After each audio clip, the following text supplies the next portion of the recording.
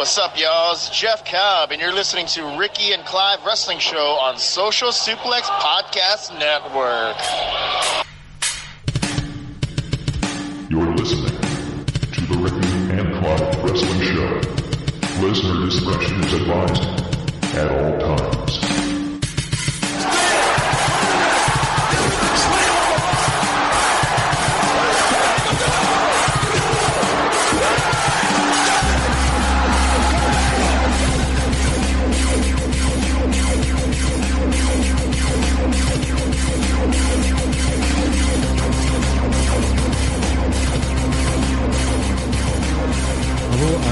Once again for downloading and listening to another episode of the award-winning Ricky and Clive Wrestling Show, part of the Social Suplex Podcast Network. Whatever award it is, I can't tell you. That's currently under wraps, and I can't tell you any more than that. But Andrade, oh my god, this has been an absolutely awful intro. Skype's down, Audacity's down, I'm down. Let's start again, eh? Sorry folks, I'll take over from here.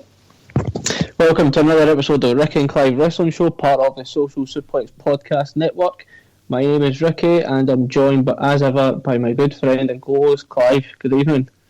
I don't know if it's a good evening. It is an evening nonetheless. It's that Tuesday evening, our new nights to record. Yep. We're fresh off a Monday Night Raw where Matt Riddle is walking about with a scooter. Can you explain that one to me? Not even in the slightest. All I hope is Sheamus kicks the living hell out of him at WrestleMania. Disappointed for Sheamus. I feel as if that... I think all the hard work that's went in by him the last few weeks... a few months really, and for him not to get a blow off at WrestleMania is a bit disappointing. I have to say that. I just feel that it should have been, I think a triple threat would have been acceptable there. They've obviously got their eyes on a triple threat in the SmackDown side of things, but I don't know, if I'd been warring with Drew McIntyre for a few months and then I had to deal with a man of questionable private behaviour, I wouldn't be too happy. I hope he's getting a good payday for that. Well, that's what I think. I think he will face Riddle at WrestleMania, and I actually think he'll win at WrestleMania. I'm hoping to do it because he's been intriguing in the last few months. I think we've both always been big fans of Sheamus, so and not just from his League of Nations days, but I think he will go to face Riddle at WrestleMania. Should be a good match, and but I say that I hope they do give him the title as well because I think he deserves it. Yes, and I don't think, just pure bias here and just off of what we hear, I don't think Riddle does deserve it. So if things are looking a bit bleak health-wise for Keith Lee, as rumoured, then there's no one else really that I can think of off the top of my head who can slot right in there. Sheamus has been sort of top tier of the mid card for a while now, so I suppose it does make sense. Some that sort of things. And I think a Sheamus Keith Lee program would be quite good as well. Oh, actually, that would be going forward. I mean, we've just had 3 matches now between Sheamus and Drew in the last sort of 6 weeks or so. All been really, really good. Really enjoyed the one on Sunday, and I think, it's been good, but at the same time, like we said a while ago, that the storyline for Drew and Sheamus is right there for WrestleMania. This was right before obviously lost the title, and they could have went in that direction if they wanted to, and I think what the last few weeks is shown is that would have been worthy of main event in WrestleMania, or being in a significant slot at WrestleMania anyway. It's kind of disappointing, but don't get me wrong, like I'm still looking forward to Lashley and Drew. I think that will be a good match as well, but like I said, the storyline there anyway for Bobby Lashley and Drew, there's no doubt about that, but the Sheamus and Drew one was really, really intriguing, and I felt like you could have taken that story right up to WrestleMania. Maybe they pulled the trigger on it too early, but I think they did. If it was their intention to have Bobby Lashley, it'd be all and end all, or the sort of the final picture, then fair enough. And as I've said before, I wanted to see Lashley versus Drew at the big stage, so I can't fault that. It's just, I don't know, Sheamus seems to have just been put to the outside. He's the third wheel a wee bit here. But what can you do? No, that's true. I mean, I felt Fastlane. Obviously, I thought Daniel Bryan and Roman was really, really good. And Drew and Sheamus as well. I enjoyed Nakamura and Seth. Yes, that was good. You know, the less said about the Fiend and Orton stuff, you know, I think better. Can I say one thing on that? Yep. Yeah, like, I get you. I really couldn't care. And I think, actually, Alexa's provocative pin of Orton took away the shock value of Bray Wyatt's new mask. I won't lie to you, as soon as I saw that, I was a bit like, oh, it's an interesting position you've just assumed. Mrs. Orton was not too happy at all. I saw that. But that mask is fucked up. I have to get that. But, like... yeah, like... I'm not high on the Fiend character. Like, I said it from the get-go that the problem with this character is it's all or nothing. There's never really going to be that in between kind of thing. You know, either he kills people or he dies himself kind of thing. Like a classic horror movie character. And I guess obviously that's the direction we're going with anyway from the get-go. But I don't know. Maybe I'm such a Bray Wyatt mark that I was never really going to fall in love with this gimmick, but it just doesn't do anything for me. But like I said, I thought overall Fastlane was a pretty good card. Don't get me wrong, I didn't think there was a need for it. I would rather, if I was going to have any pay-per-views between Rumble and Mania, I'd only have one. And it wouldn't bother me if I didn't have a pay-per-view in between it. But I feel like 2 is excessive. You know, so a lot of those matches, even though they're really, really good, you know, you could beef up a lot of these shows in between Mania and Royal Rumble and almost have like mini-type pay-per-views and just really beef it up and make people want to tune in and not kind of, as they sometimes do, build up to me is like, obviously now they won't, is say, oh, well, subscribe to the network and you get a month free. It's like, well, you won't need to do that if you just beef up some of these shows and just get people's interest a little higher. So, don't get me wrong, like, just because we obviously touched on Roman and Daniel Bryan, like, I think us and a lot of people did obviously say it, you know, that, you know, this is going to probably turn into a triple threat and Daniel Bryan's going to hijack it again. The fact that Edge is now no longer, hopefully, you know, babyface. You know, like, I understand Edge come back as a babyface because it's such a big thing, but Edge's best work was always when he was a heel. A real piece of shit heel. So I'm looking forward to it. It's definitely going to be a triple threat. I think it's not confirmed, but it's almost inevitable now.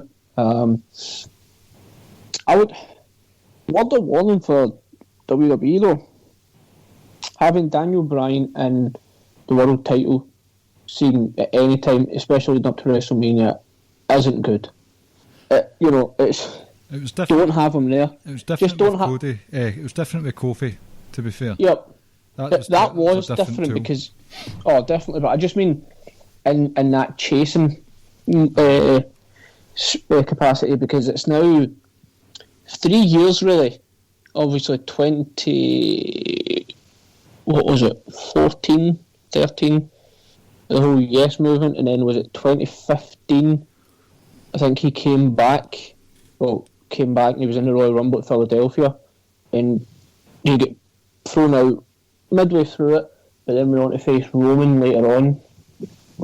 And obviously, the reason why I say don't do it is because quite clearly, like, I would assume that, let's just assume that this wasn't part of the plan, going with triple threat, even though the storyline is playing out perfectly. You've got no intention of having him there, so why would you even put yourself in that position? That's what I mean by nothing good can come of it from a WWE point of view. From our point of view, it's fucking excellent. I'm all for it. One of the absolute greats. So I'm more than intrigued. There's a lot of factors, different things and factors going into it. All three men have got issues with each other. I mean, it's crazy. Like, suddenly Roman and Edge, it was built up for a while. These two seem to have the least amount of heat between each other going into it, because now Daniel Bryan's got a legitimate gripe with Edge, and obviously all these issues he's had going on with Roman.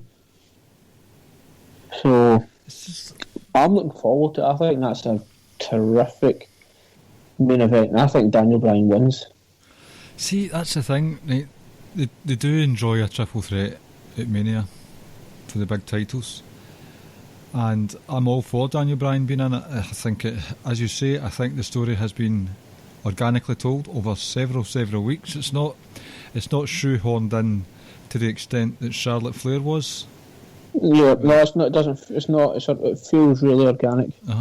And it's just, I'm so excited about the match, and as you say, kind of guessed what there would be some sort of shenanigans involved in a match at Fastlane, which I loved, by the way. I thought Daniel Bryan just treating Roman Reigns like a fool at the start was fantastic. Just that cockiness that he's got, but he can pull it off. It's an arrogance he's allowed to have, if that makes sense.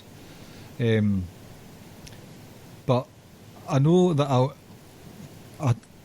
I'm different from you in saying that I know that I'll be disappointed come the end of WrestleMania, because I just don't feel that Daniel Bryan's going to win. It just feels like, although it's been told slowly but surely, it'd be quite the swerve from what we had seen as Roman Reigns versus Edge for a couple of months, turning into the Daniel Bryan show. I don't see him winning.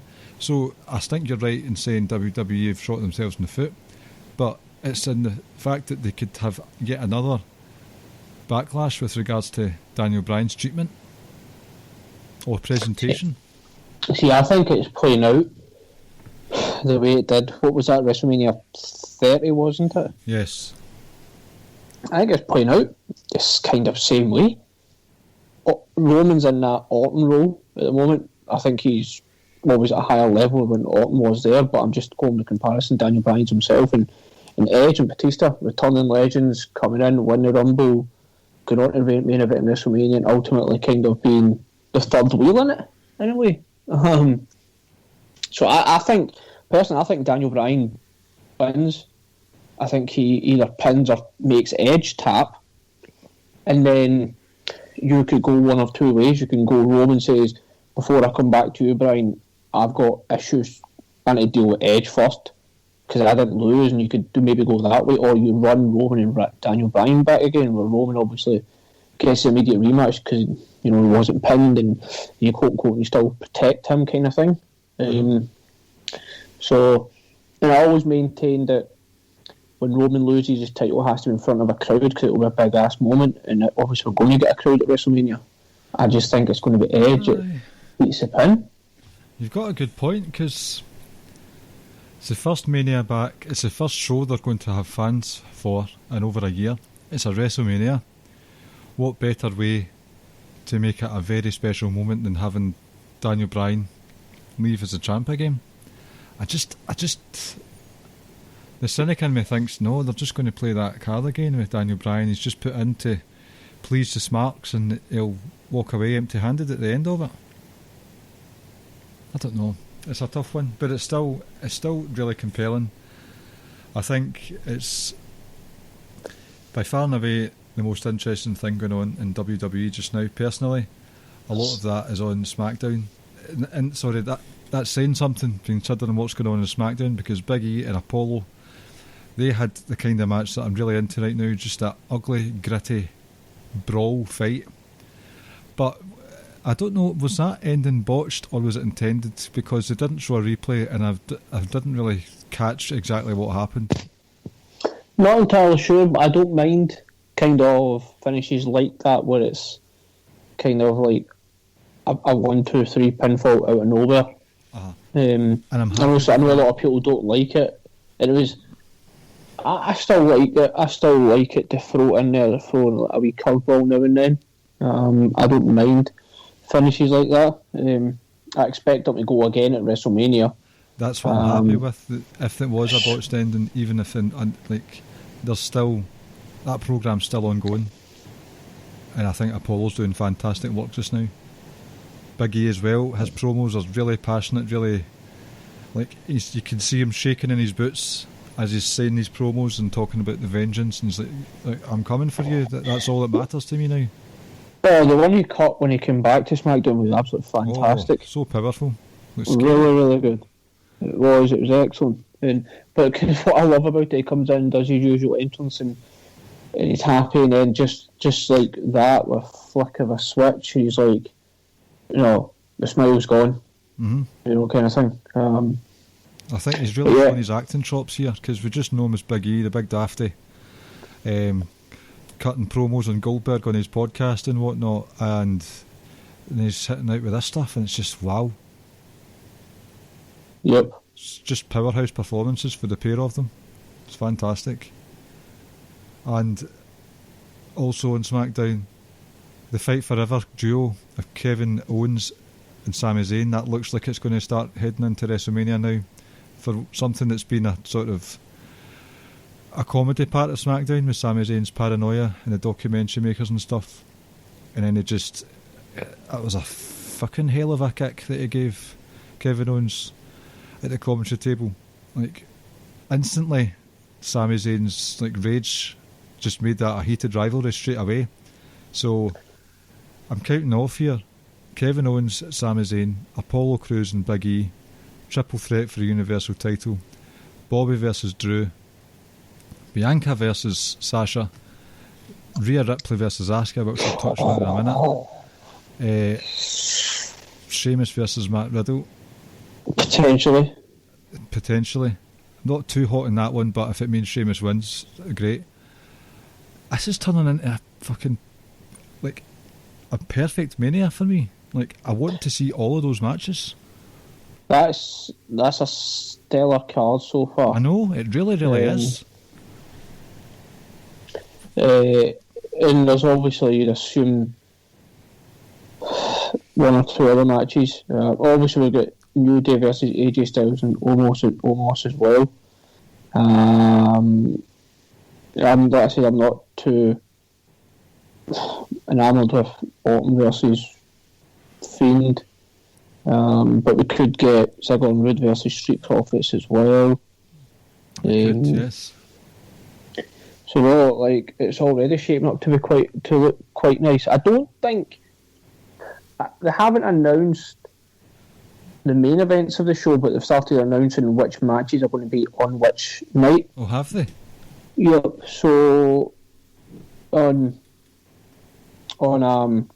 night one, we've got Lashley and Drew, Sasha and Bianca, Bad Bunny and Miz. I think that was confirmed last night. So that's on night one so far, as far as I'm aware. And night two will have Roman and Edge, probably Daniel Bryan in there as well. Asuka and Rhea Ripley, Fiend and Randy Orton. So obviously you'd assume if it's going to be Sheamus and Riddle and E versus Apollo, they'll be one night each for those matches as well. So they won't put that on the one night. And then each tag match as well for the titles will feature as well. I've not saw anything about the women's tag title either as yet. I'm sure they might end up throwing something in together.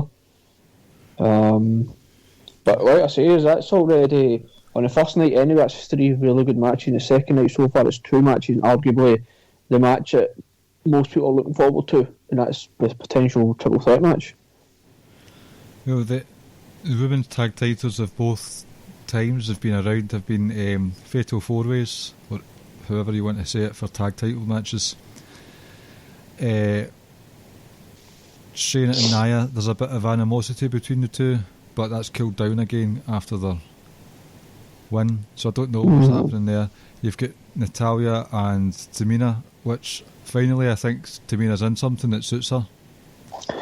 You've got Naomi and Lana about, Right, so they could potentially do that. We'll see. The other thing that I was going to mention about Mania week, like, I think when you look at the entire week, it's just ridiculously loaded. You go from the go home show of Raw, followed by the 2 nights of Takeover, yes, with Dynamite taking place as well, and then on a Friday you've got a SmackDown go home show, and then you've got WrestleMania over 2 weeks. I actually think, I need to double check this, but I'm sure Impact are running a pay-per-view that weekend as well. Well, usually when WrestleMania come to town, they've always, all the independents have got stuff on anyway, so they would, in terms of just viewership and wrestling, people are pumped for it. It'd be a good idea to do it. If they are, they probably are. That entire week's loaded. I wonder who's going to step up to Pete Dunne. I really want that to be a thing. I mean, well, I'm trying to think. Sorry? Daniel Bryan was on a radio show with Talk Sport guy, Alex McCarthy. Yep. He's on just today, I believe, or at some point this week, and he was asked about what Pete Dunne said, and Daniel Bryan said, I'd love to fight Pete Dunne. Obviously, Daniel Bryan's going to be otherwise engaged, so I don't think we'll see it happen. But who else is there that you can think of that Pete Dunne can say that he's a better technical wrestler than? I mean, I'd love to see him and Roddy. Aye, technically their rivalry goes way back. I think when you look at, and I'll touch on the Pete Dunne one in a second, but they announced also the NXT main events as well. So night one's Raquel Gonzalez versus Io Shirai. Yes. And then it's going to be Finn Balor and Karrion Kross on the second night. I actually thought Kyle O'Reilly and Adam Cole would close one of those shows. Not to be. And we've also got Jordan Devlin versus Escobar as well. I just don't know which night. I don't know if that's been announced. I can't remember. I can see Cole and O'Reilly being one of those unsanctioned matches. Possibly. We always have Volta and Ciampa as well. Oh yes, that was very good to see Volta back, I have to say. I'm just trying to think who... Pete Dunne. The only person I can think of would be Timothy Thatcher. Well, that's what I was thinking as well. And that would be a good match. Probably. Yeah, I think Roddy Strong, I'd love to see that. Timothy Thatcher, like I say, is maybe the one. I can't see them bringing anyone else over from NXT UK or, debuting someone, this close to Mania. Maybe we could build it, we're a few weeks away. No, those would be my picks. I can't. If Ciampa's involved with Volta, I can't really see Thatcher doing anything else unless there's something else going on with Imperium. But I'm sure all will be revealed in due course. Speaking of unsanctioned matches, did you see that Lights Out match last week?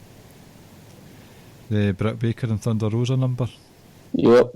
I thoroughly enjoyed it, I have to say. What? No, the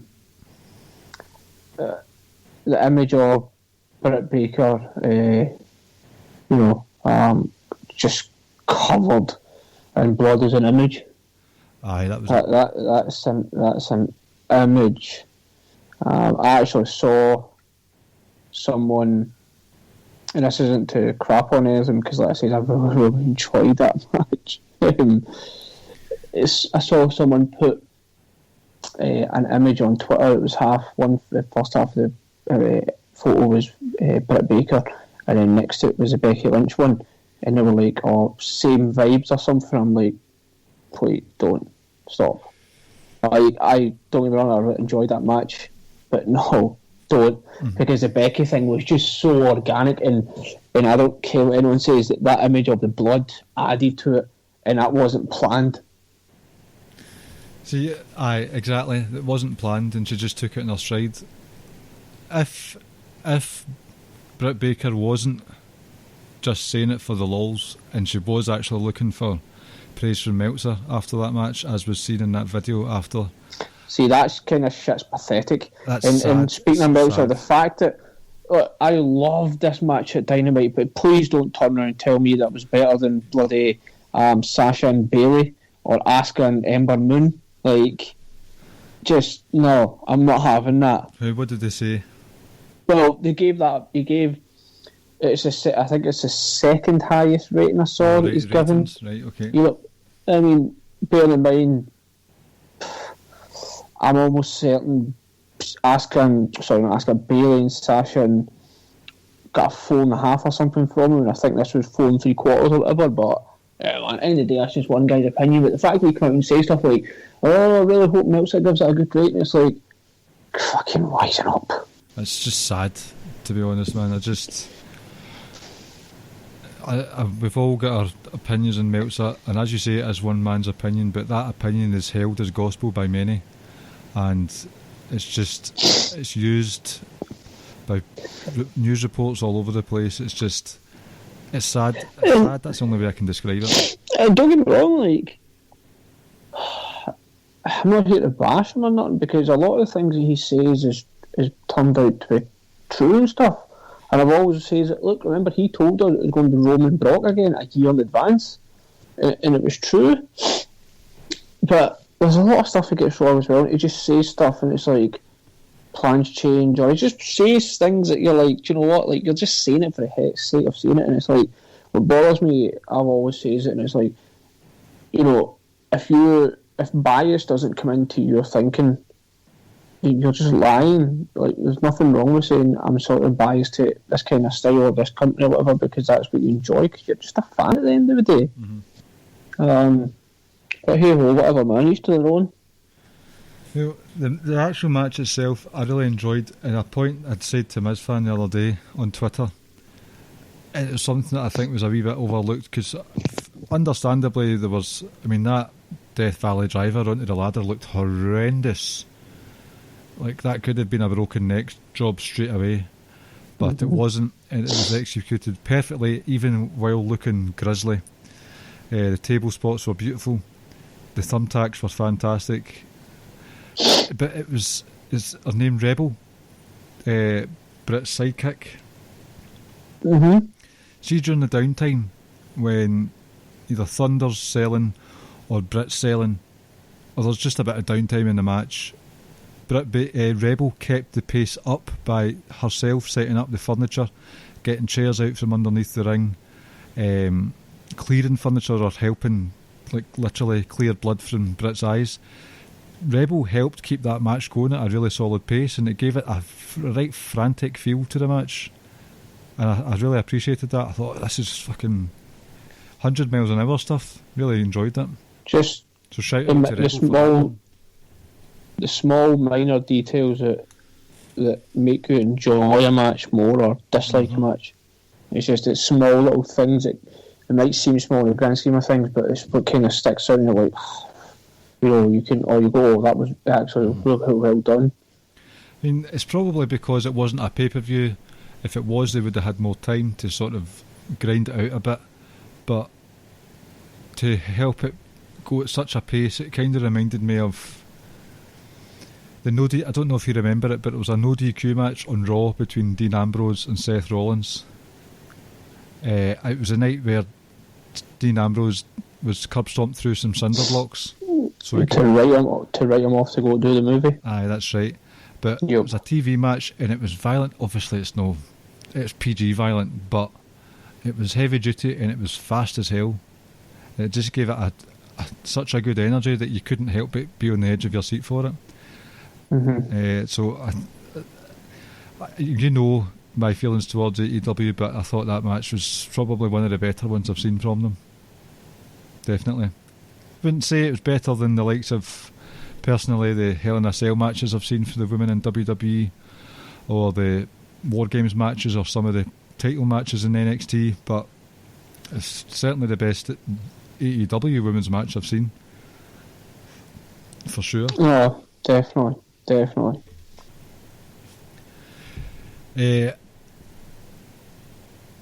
Can I tell you a really, really fucked up dream I had on Monday night? Yep. Right, you might think I'm exaggerating, but I'm not. Right, it's wrestling related, that's why I bring it up. So I had a dream I was watching like Raw or SmackDown or whatever it was, and Eddie Guerrero was talking to Chris Benoit, but it was now, it was current times, and it dawned on me that they had, remember, I'd said to Rance the other night, remember they did a hologram of Tupac doing a concert?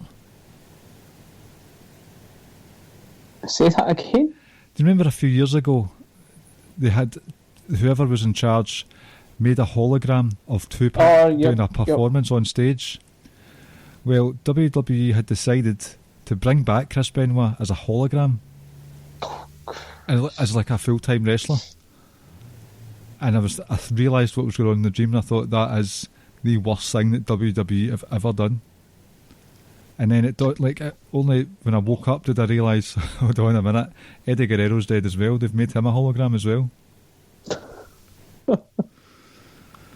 It's definitely a dream where I woke up and thought, what the fuck was that?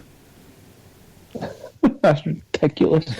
By the way, it's just popped in my head. The other one that for Pete Dunne could be Kushida. Nah, not for me. Kushida's just not done it for me. The only one possible would be Gargano, but I don't see that. Gargano's still the NA champ, yes? Yep. I think Dexter's going to get that. I know, that's what I'm saying, so it would be weird for the champ to come out and confront him, and I know it's happened before and stuff like that, but yeah, I think we are probably looking at either Thatcher, probably most likely Thatcher. Aye. Well, speaking of NXT, thoughts and prayers with Danny Burch, who has come to light very recently that he's had to undergo surgery for a separated shoulder, and Oney Lorcan, God bless his long-fingered soul, they've had to vacate the titles. Yep. That's a shame. It's time to put on the grizzled young vets. It fucking is. It is. That's all. Every cloud has a silver lining. I'm sure Danny Burch feels that. Yeah, that's alright. We're good with that. We're grizzled young vets, Marks. We are. And James Drake's getting some mic time as well. I saw that. I thought it was a meme, just an ongoing rib that he would never ever get to speak on the mic. I wish you kept that going, actually. I know. But any time grizzled young vets are on my screens, I'm a happy chap. A happy chappy. But with regards to Danny Burch, I say this with my tongue in cheek a wee bit, but only a wee bit. So, Karrion Kross, he himself had a shoulder injury at the start of his career, near the start of his NXT career. He was out for months, similar to Finn Balor's injury. He does a double suplex to Oney Lorcan and Danny Burch. Burch landed pretty badly on his shoulder, so that's another shoulder injury. Danny Burch is gubbed thanks to Karrion Kross. Finn Balor was out for a long time with a shoulder injury. I would be a wee bit worried going in a match with Karrion Kross if I was Finn Balor, to be honest with you. No, I understand. But I'm not enamoured with that match. You're not fussed with the match, neither am I. No. I'm just... I don't know. I'm not really sure about Karrion Kross. I don't know who said it. I feel like James Boyd might have said it. Or it might have been Caleb. I don't know. You're like a killer. Mm-hmm. But your moveset doesn't really reflect it. I don't think his finisher reflects it.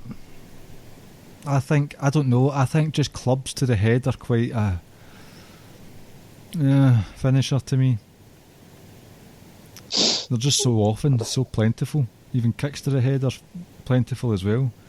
And I don't get me wrong, I do enjoy his presence, his entrances, just his overall demeanour. But there's only been one match where I've been properly blown away, and that was the Santos Escobar match. I thought that was a fantastic match. So I'm holding a bit of hope that he's just better suited to wrestling smaller guys than him, and we do actually end up getting a banger. But otherwise, I don't know. It's not a match that I'm overly looking forward to. And I'm never big on the main title not closing a show. I've always said that there has to be a special type match that should close a show, like Roman versus Taker. Rightfully closed WrestleMania because we were led to believe it was Taker's last match, and Gargano and Ciampa have closed takeovers as well. So there's been other ones, but I don't know, man. I just feel like it's a lackluster end to a 2-night takeover. That's a good point. Just I felt like O'Reilly and Cole would have been better suited in that spot. Especially if they did go down the unsanctioned road. I wouldn't say it's a concern, but it's just a bit of a letdown. Do you know what I mean? Yeah, no, it is. Like I said, I'm struggling to get hype for this match. I'm most hyped for Io Shirai and Raquel Gonzalez, so I'm, as an entitled fan, I am getting what I want. And I love the fact that that's closing one of the nights as well. Which tells me it's a title change as well. Right. I hope night one follows suit and has Sasha and Bianca closing. Well, someone, I can't remember who, I believe it was actually a fellow Scot on Twitter, said, how good would it... Drew McIntyre's always said he would love to be the first one to wrestle in front of fans again. So, how's this for card layout? You've got Bobby and Drew first on night one, and Bianca and Sasha to end the night. I'd love that, and I think with Bianca and Sasha, I think after Sunday there, I think it's... I think they're going to really turn up the heat now, and I think they're really going to start to see them bring this home this next few weeks, this feud. And let's hope that they just showcase, great heel Sasha and just how wonderful a talent and unique Bianca is, and they just let them go out and put on an absolute clinic. It will be. I've always said that Sasha's very damn near the best wrestler in the world when she's confident in herself, and I think she's very confident in herself, and she has been for some time now since she came back. So obviously the groundwork has been laid for quite the heel boss, after that vicious slap that we saw in Fastlane. So it's looking good for Sasha being the heel and Bianca going in as the face. So if that's the case, if they're headlining one of the nights again, I feel like a championship change is on the cards here. So that kind of brings us nicely to the other main roster women's title match. In terms of booking and all that stuff, it's a bit bizarre that your flagship show's women's title match is going to an NXT call-up straight away for WrestleMania. That's an interesting take. I know, and many people always feel that WWE is not in the business of making stars anymore, when both women's matches could tell you the opposite of that. But it's just waltzed in there and she's getting a title shot. Now, I am looking forward to the match. I don't think I've ever seen them lock up before. So I will say this, right?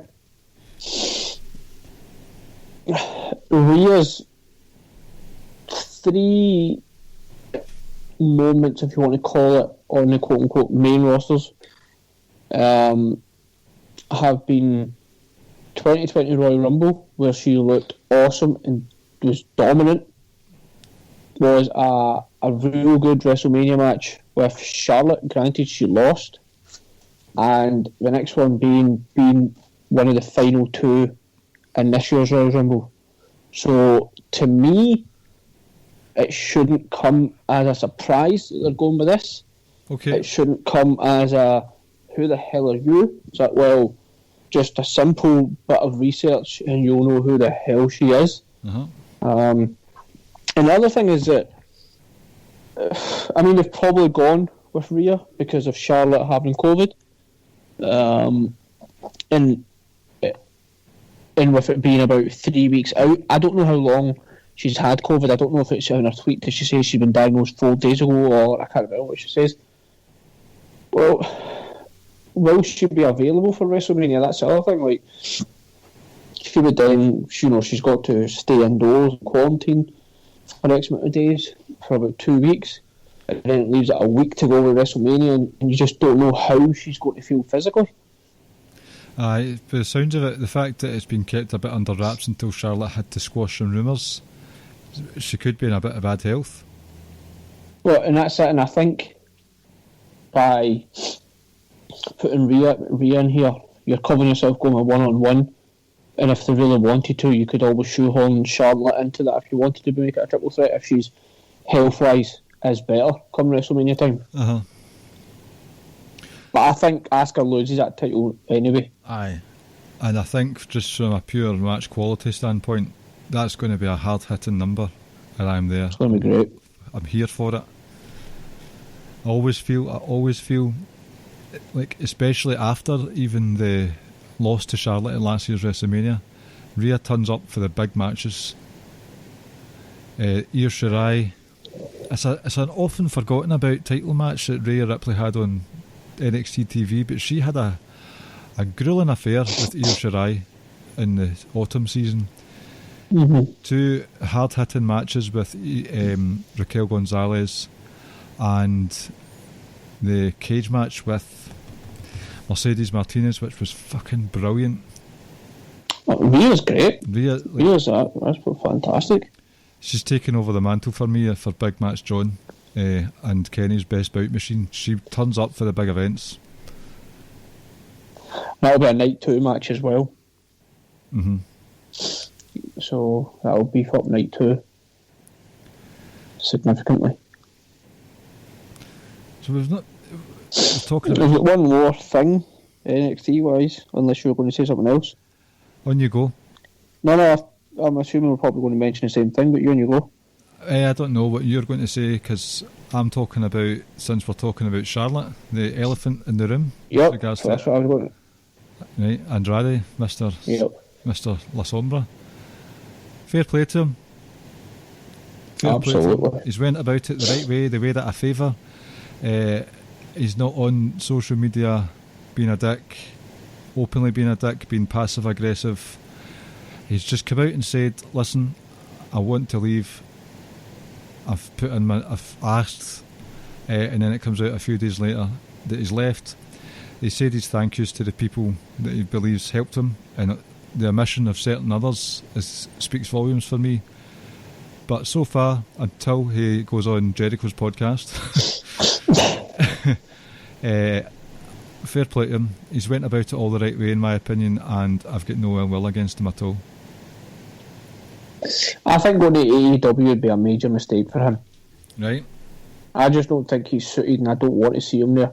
Suited in the sense that I just feel like he would become just like a lot of people are there, just a bunch of people doing spots, and I'm like, this guy is legitimately one of the best wrestlers in the world, and I believe at one point, for a significant time, he was the best wrestler under the WWE umbrella. Especially during the stuff for Mysterio, he was on fire during that. His entire NXT stuff. Whether it goes back to Mexico and if there's money there, I don't know.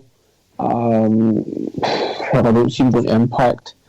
The other thing would be whether it goes back to New Japan. I think the only reason I would say no is I think you have to factor in his relationship with Charlotte and how much that could suffer from it.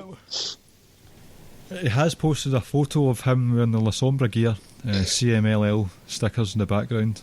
Mm-hmm.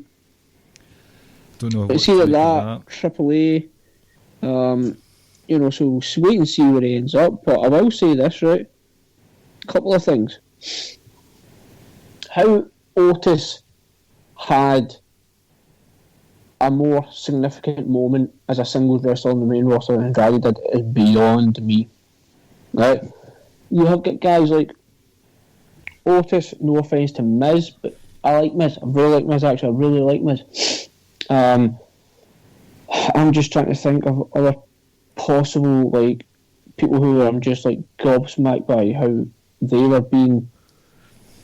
Hell, even if you look at someone like Apollo Crews is starting to be featured a lot more.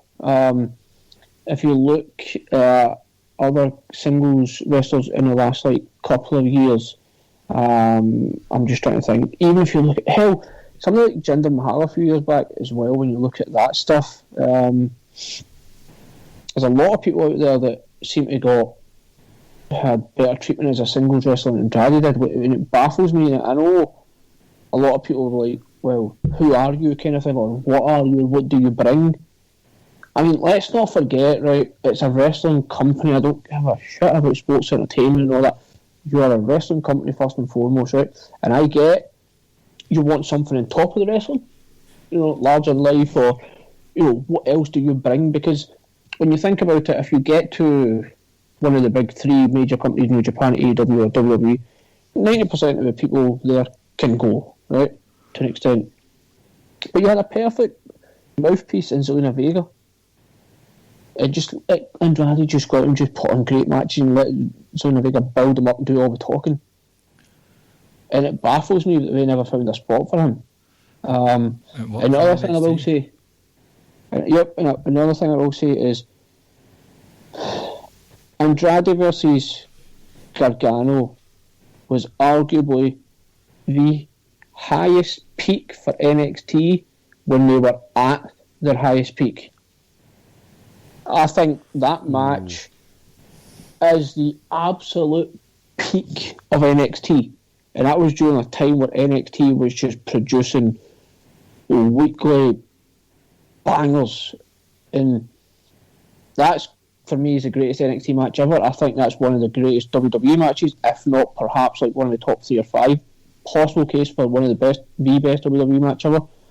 It's certainly one of the best North American matches ever. Like, that match literally was flawless, and I think in my own way that I view match, and I always say that I look at matches like it's simplistic.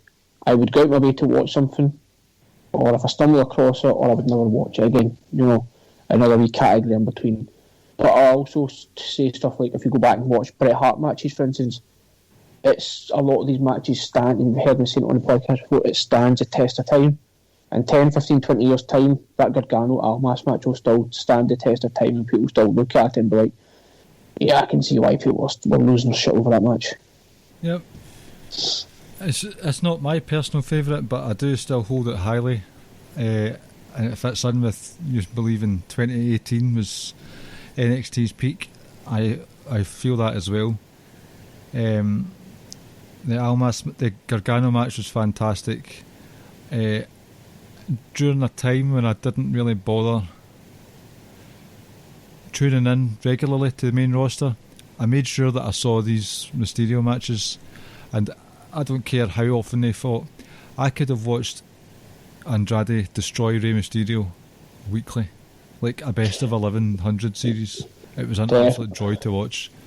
And that was the first time I felt like in a long time we saw, what was it, the Canadian Destroyer in that match? I can't remember which match it was, but we saw him, we were all like, whoa, they've done that, and all of a sudden that's just become a Superman kick or working punch. But you know, when they pulled out of the bag, we were all but like, oh shit, you know, we've not saw that in the WWE ring in a long ass time. Their chemistry was just too perfect. That's what I'm saying. It was frightening how good they were together. This is Rey Mysterio, whose knees are made of dust as well. The only thing I can think of is the reason why he never got pushed the way we felt he should have, or we thought he was going to, was the language. But let's say Judge Zelina Vega there, like, that's what's baffling. See, I wonder if something else, if there are things we don't know about Zelina Vega, because you have to think as well, there's a language barrier, but then Angel Garza comes in into that weird stable that they had going on with Vega. Garza, Theory, Andrade. It's a weird time. It was the start of the COVID empty sound stages. It was just a bit odd. But Garza came in and very charismatic, as we knew from NXT. Speaks very good English. So understandably, from Vince's perspective, it's like, oh well, I've got the charisma that I'm looking for in a Hispanic star here. But he was off TV for a bit. Zelina is gone. So Andrade doesn't have his mouthpiece. Zelina is married to Aleister Black, Tommy End. He's not been on TV for a long time. It's something, I don't know, I think they maybe a bit conspiratorial of me, but it's too much of a coincidence for... But here's the thing, right? Remember when Nakamura and Sami Zayn were together, and Sami Zayn was basically a mouthpiece and was, you know, the hype man? You know, really, what business did they have being together? You know, like, it's not difficult to find someone who could have been that mouthpiece for him. It's not. Like, Heyman was sat around for about 6 months doing nothing before ultimately aligning himself with Roman. Fucking almost doesn't talk at all. It's just, I don't know, man. Like, I guess this is where I've always said I'm different, because it's wrestling is all that matters, in my opinion. But I get, business-wise, that's not what makes sense. No, I won't sit here and fight anyone over that. Like I say, just from my perspective, and that's just the way I'm looking at it. The guy legitimately is one of the best in the world, and you're trying to tell me you couldn't find a spot for him. And I know I see where people will come back and say, well, what was he? Like, you know, and from a business point of view, I was like, I'm not talking about business, I'm talking about you couldn't find a single spot for him as a singles wrestler. You couldn't align him with someone, something, anything.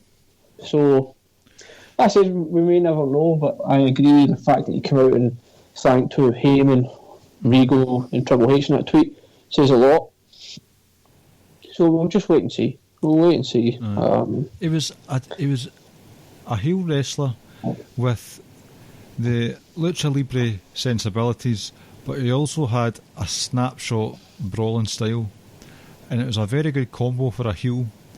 And I think it's unfortunate that we don't get to see that more often. You know, things like he's running double knees into the turnbuckle, or the sort of pivoted elbow that he does.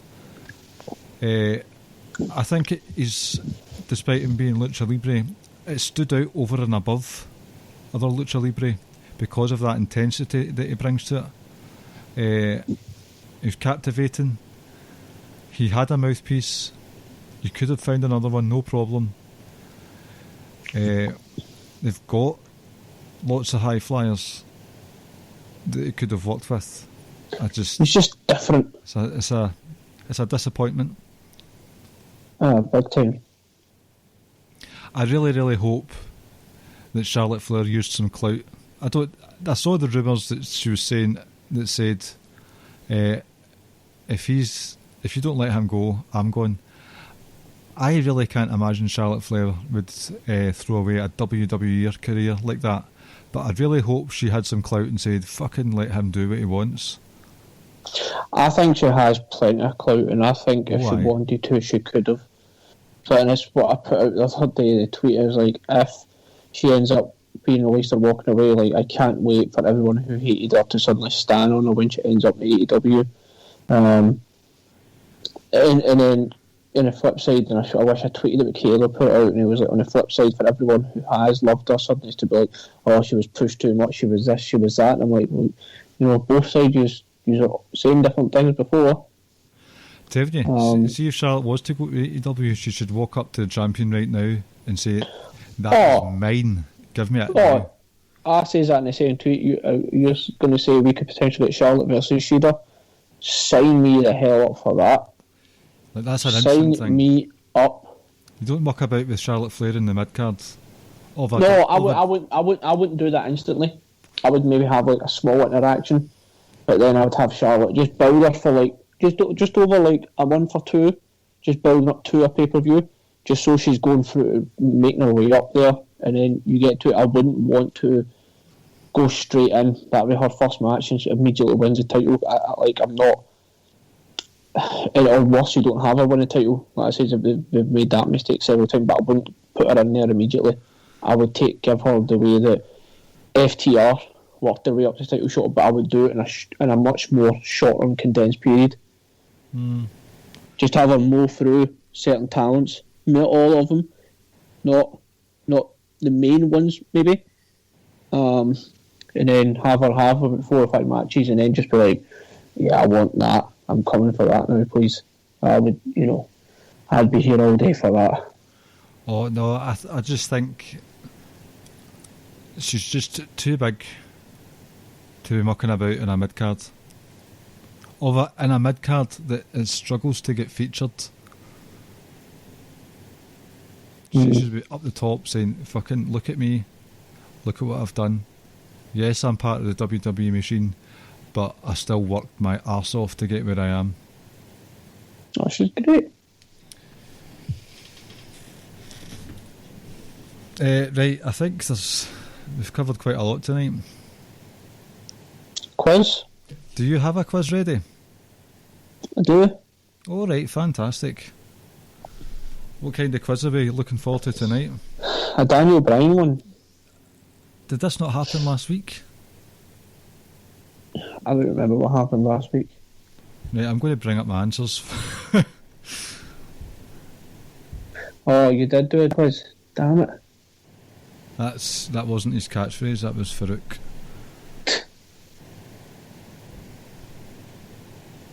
Go for it. Okay, here we go. Question number 1. Oh, it's now 2 seconds to pull my notes up. Okay, here we go. Right, question 1. Who did Daniel Bryan lose to on the first ever episode of NXT? Oh, it was Chris Jericho. Correct. In a title match, no less. Question number 2. When Daniel Bryan was quote-unquote fired from WWE for choking Justin Roberts, what did he use to choke him with? Justin Roberts' tie. The ropes. Was it?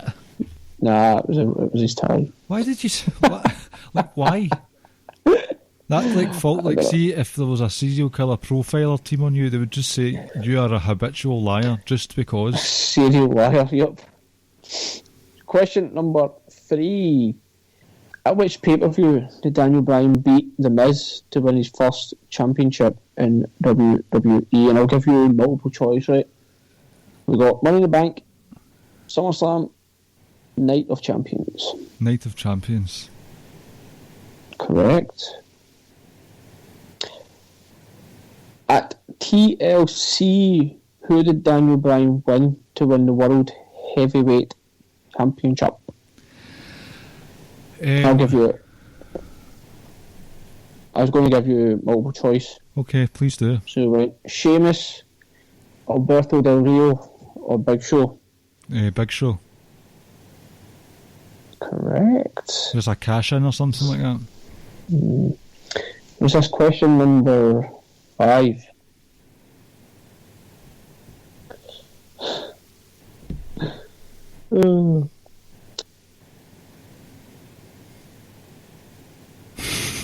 Right, sorry.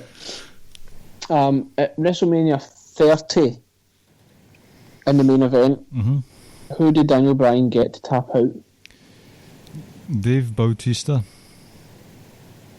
Listen, that is correct. And that is a 5 out of 5 so far for you. I'm equally surprised at my own performance, but a bit insulted that you sound surprised. How? Here.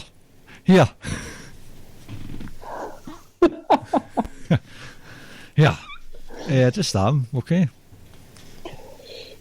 Question number 6. Who cashed in their money in their bank on Daniel Bryan at SummerSlam to become a WWE champion? That's an easy one. Brother Keith, also known as Randall Orton. Also known as Keith Lee.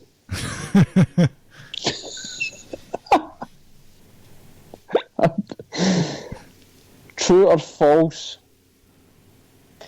Daniel Bryan has held the Money in the Bank briefcase contract. True. You sound very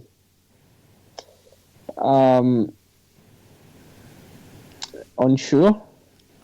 No, I'm unsure because you've asked a question kind of about it earlier when he cashed in on Big Show. I know, I was hoping you never says that. Now I realise you did, so I kind of had enough time to change my question. That's alright. So what are you at, question 7? I'll muck up, don't worry. You've heard me at the end of performances, I'm a shambles. That sounds dodgy, actually.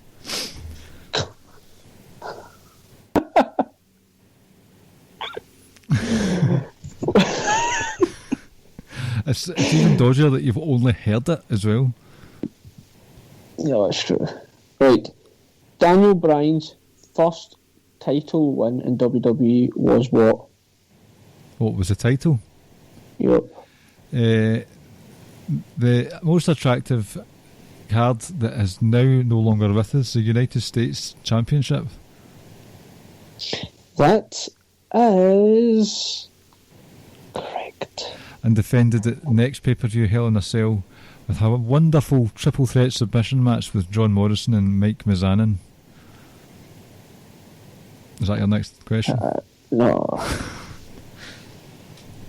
It's just so good. And how many... Sorry, Inigo? Daniel Bryan? Yes. I know, isn't he? He's just phenomenal. And how many seconds did Daniel Bryan lose his title to against Sheamus? Ooh. I'll say 18. 12. Oh, goodness. There goes the perfect record. Are you lying to me right now? No! You've lied to me in the last 5 minutes. I know, not this time. That was incorrect. Right, I'll be surprised if you get this. Daniel Bryan once won the IWGP Junior Heavyweight Tag Team titles with...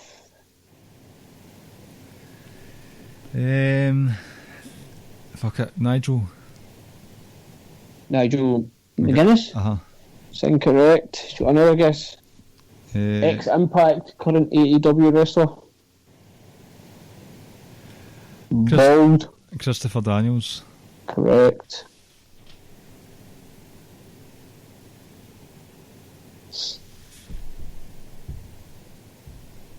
This is the last question. Are you ready? Oh, yeah. You went for a perfect 10 out of 10. That's a gutter, it really is. Right. Daniel Bryan teamed up with which legendary tag team to take on the Shield? The Brothers of Destruction. 9 out of 10. Give yourself a pat on the back. I will. Even you could figure out you got 90%. Oh, you cheeky bugger. You cheeky bugger. But yes. But I'm gonna do some fact checking right now. Alright. What? WrestleMania 27.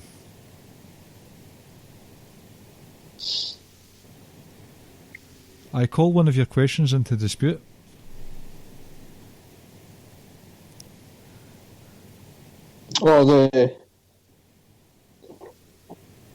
What did you say?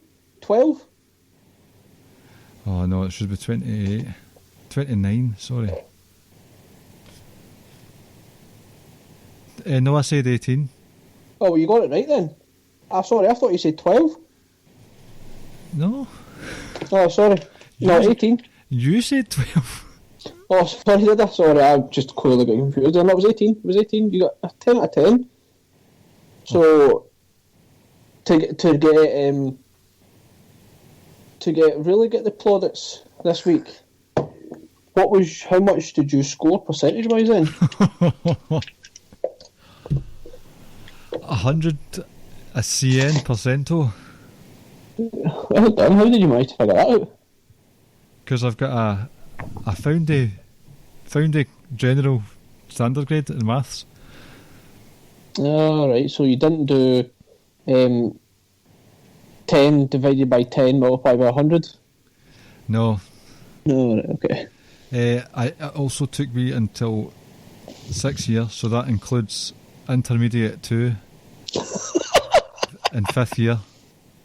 So standard grade maths. This hierarchy of qualifications is out of date now. But credit in standard grade, intermediate 2 and 5th year, which is basically a condensed credit standard grade because I was shite at it. And then in 6th year, I finally got my higher in maths, but it was still a C. I never even got higher in maths. I chucked it. Aye, because it was beneath you. No, so what I'd done, right, and in 5th year, I don't know if I ever says this to you, it shouldn't come as a surprise to you, right? In 5th year, you know how you would do your prelims in like December, and then your final exams like in May or whatever it was. Uh-huh. And then if you basically got like an A in your prelims and you got like a C in your final one, you could appeal it and you probably get like a B. I think so. So that was I don't know if that's still normal practice, but it is now. So obviously if you get better in the prelim, you can always appeal it to see if it bump it up. I spent a lot of 5th year blazed. Are you full of results? Yes. So I would say the latter part. So like I messed up on several exams in 5th year, but I thought I would get like an appeal on a number of my ones that I basically messed up on, and I did. Maths was one of them, and then I went into 6th year. But because you don't know about your appeal, you still had to pick your subjects for the next year. Uh-huh. So I basically then I went in to do higher maths again. I also went in to do higher business, higher IT accounts it was, as well as I think it was like higher English because I'd only got like a C or something. I wanted something better. So basically I was aiming to walk away with at least like 6 hires to go straight to uni. And I knew one was already in the bag, well 2 technically were in the bag, and I was waiting on appeals the other ones. I then I got an appeal for a couple of them. But anyway, long story short, I walked into 6th year having to do 5 or 6 subjects, whatever it is you would do. after the first month, because I got some of the results I needed in appeals and stuff. And I never went to uni. I missed a year and went to college, so I couldn't be asked with uni. I ended up after a month starting at 6 subjects, whittled down to just, I think you know this, where I just done one subject and it was English. Oh my God. My Fridays consisted of 3 periods. The first 4 periods where I sat about in the canteen and stuff doing nothing but playing cards. I would go in for 5th period because it was straight after lunch and that was English, and then I was free the 6th period.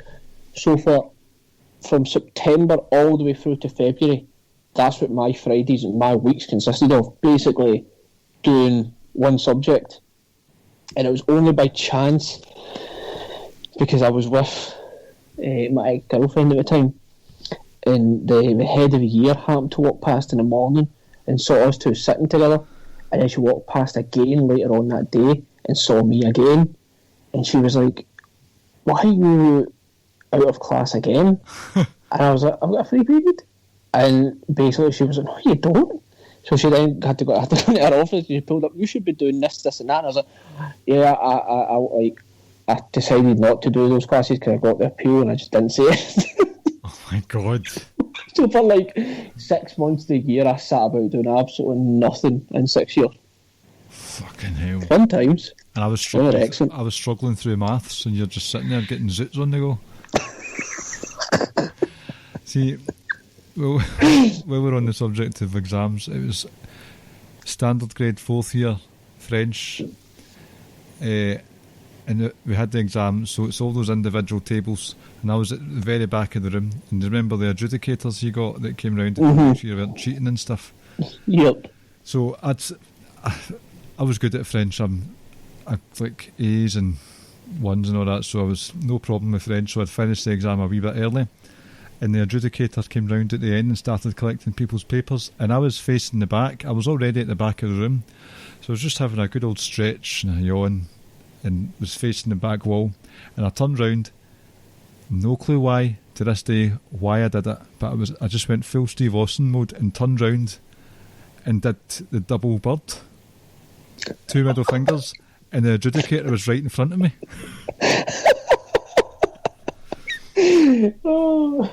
And he never even said anything. I could have got sacked for French for giving this guy the middle fingers, and he just looked at me and went, "Right, cheers." You should have just been like, "I'm sure you understand. I'm sure the French understand that as well." Aye. Toi soixante says I just kicked your ass, your derriere. Oh, fantastic. I think I actually done alright in French, but I never took it as a higher or anything. Oh, that was that's a passion, actually. I thoroughly enjoyed French. René Dupree, school. Fun times, school days. Fun, but some of it was fucking shite as well. Oh, horrendous. It's like when I get busted, I have to go back to all those classes and sit in the back of the class and study. Oh, I'm like, God. What am I studying for? And I'm like, I'm only doing one subject. You have a dunce's cap on? I remember the first day I walked back in, and they kind of looked at me and was like, "Why are you here? You've not been here in months." And I was like, "I know, I get told I need to come back and study for my other classes because I'm sitting about doing absolute hee-haw other than playing fucking Switch."